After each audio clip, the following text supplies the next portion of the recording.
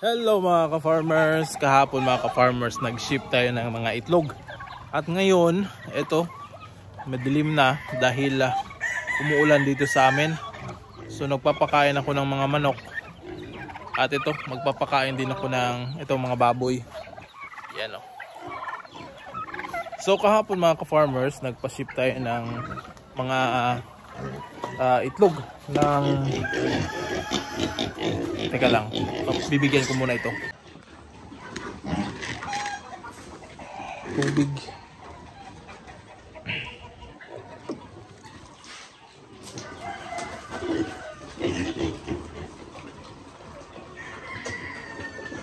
So kahapon mga ka-farmers, nag-ship tayo ng mga itlog ng White Leghorn.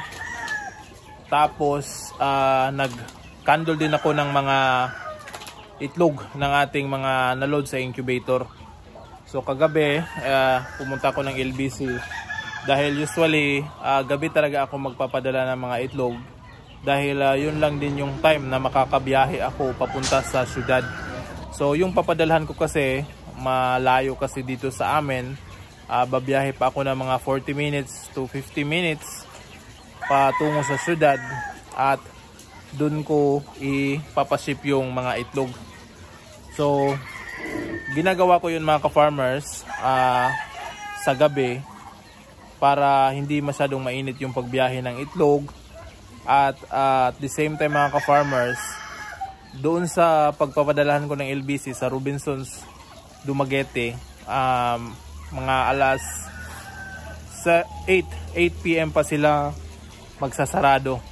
So mataas yung oras na pwede nating ibiyahe kasi kung sa ibang branch ay hanggang 5 PM lang sila, tapos dito sa Manukan matagal pa tayong matapos, magpapakain pa tayo ng mga alaga nating manok. Kaya sinadya natin na tuwing hapon ako or tuwing gabi ako magpapaship ng itlog. So yun yung purpose natin. So yung na-ship natin kang papunta sa Davao de Oro kang Sir Biray, next week sa kanya din yung magiging shipping natin ng mga itlog dahil 20 piraso lang yung napadala natin. Ang problema kasi nabasagan tayo ng mga itlog dahil yung mga itlog nilagay ko dito tapos linagay ko dun sa kusina. Tapos yung itong mga pinakawala nating mga alaga nating manok pumunta doon, tinutuka yung feeds na nandito na may itlog, tapos na hulog or na tawag dito na yabu itong baldi na ito. So pagkagulong ng baldi mga ka-farmers, syempre yung itlog nasama na rin. Yung 4 or 5 yata yung na White Leghorn na itlog na basag, merong isang natira pero eventually meron pa ring crack. So sayang dahil nabasagan tayo ng itlog, pero yun, 20 piraso lang yung napadala. Hopefully by next Sunday ay mapadala natin na mas marami na yung mapadala.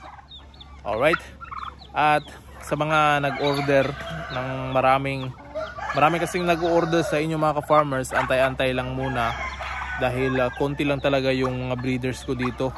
Naghahanap ako ng paraan na maparami yung mga fertile eggs ko para mabigyan lahat yung nag-avail sa atin ng mga fertile eggs ng mga White Leghorn. So usually mga White Leghorns talaga yung gusto nyo, kaya humahanap ako ng mga paraan na para maparami yung mga itlog ng fertile eggs natin. So ngayon ay medyo maulan, kaya mag-i-expect na naman tayo na yung mga itlog nila ay hihina naman yung production. Kasi ewan ko kung merong bagyo, pero mga nasa 3 days na yata ito, 4 days ng pabugso-bugso yung ulan dito sa amin. So yung mga alaga nating iba nandyan kumakain. Sa egg production nung mga nakaraang linggo mataas na sana, kaso ngayon parang babalik na yata naman sa mababa dahil ito yung panahon. Sa panahon kasi ng taglamig, yung mga nangingitlog na manok hindi sila parating mangingitlog. So usually ang peak nila tuwing tag-init. So ngayon nasa mga 5 PM na, pero medyo madilim na sa paligid. So tapos na kong magpakain ng mga manok. Yung mga alaga naman nating baboy yung pinapakain natin. So ayan. So ito yung mga white leghorn natin. Yan, merong itlog doon, 3. Ewan ko kung meron pa diyang iba. Kukunin ko ngayon yan, yung itlog natin sa white leghorn. Yun o. So madilim na talaga mga ka-farmers. Ito naman, yung nangingitlog natin na mga pulet. Ito, meron na rin nangingitlog. So hopefully tuloy-tuloy na ang pangingitlog nila. So yun lang mga ka-farmers sa update natin ngayon. At na-busy rin tayo mga ka-farmers dahil marami din tayo order na incubator or merong order na incubator. Ito papakita ko. Ang mga ito yung pinagkaabalahan natin. Ito. So 240 units na incubator, tapos yung isa hindi pa natapos. At yun naman ay wala pang nagmamayari. So ginawa ko na lang 120 capacity, ginawa ko na lang muna. Yan. Para in case merong mag-order, meron ng available. So yung isa 240 capacity para din sa mga Rhode Island yan na incubate. So malapit na rin yung matapos. Ngayon baka tatapusin ko yung wiring or bukas na bago overtime ako. Dahil meron pang mga kasunod niyang gagawin natin, 2 rin na setter at hatcher. So medyo busy talaga. Alright, so yun lang mga ka-farmers. Maraming salamat sa panonood at sa suporta.